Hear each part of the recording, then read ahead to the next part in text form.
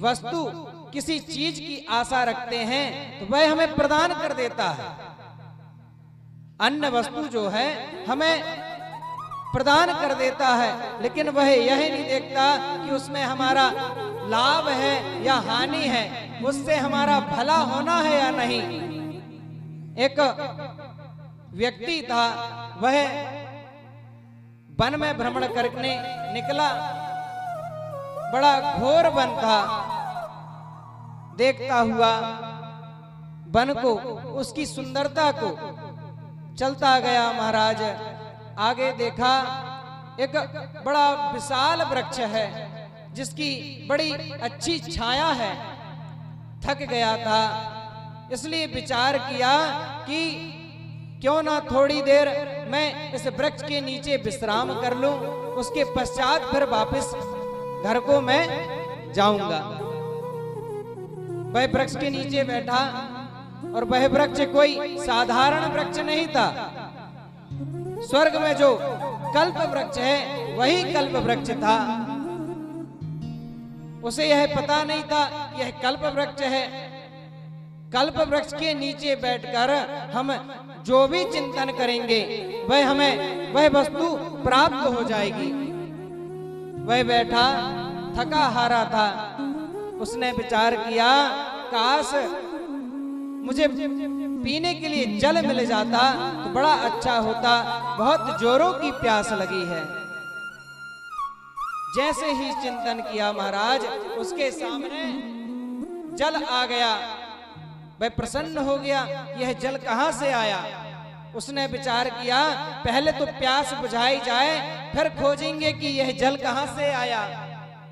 जल का पान किया, फिर विचार करने लगा, जल तो मिल गया, भूख भी बहुत जोरों की लगी है, काश भोजन मिल जाता तो आनंद आ जाता महाराज। ऐसा विचार कर ही रहा था, चिंतन कर रहा था, 56 प्रकार की भोग की थाली प्रकट हो गई सामने। देखा, प्रसन्न हो गया, बढ़िया उसने भोजन किया। भोजन करने के बाद महाराज फिर विचार करने लगा कि काश बढ़िया मखमल बिस्तर मिल जाता तो बढ़िया आराम कर लेता मैं इसी वृक्ष की छांव में।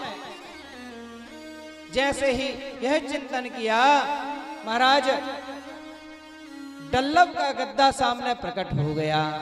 जैसे देखा प्रसन्न हो गया और उसमें लेट गया। महाराज लेटे लेटे विचार कर रहा है, जब मैं यहां आया था तब तो कोई वस्तु यहां पर नहीं थी, फिर जैसे जैसे मैं सोचता गया वैसे वैसे मुझे यह वस्तु प्राप्त होती गई।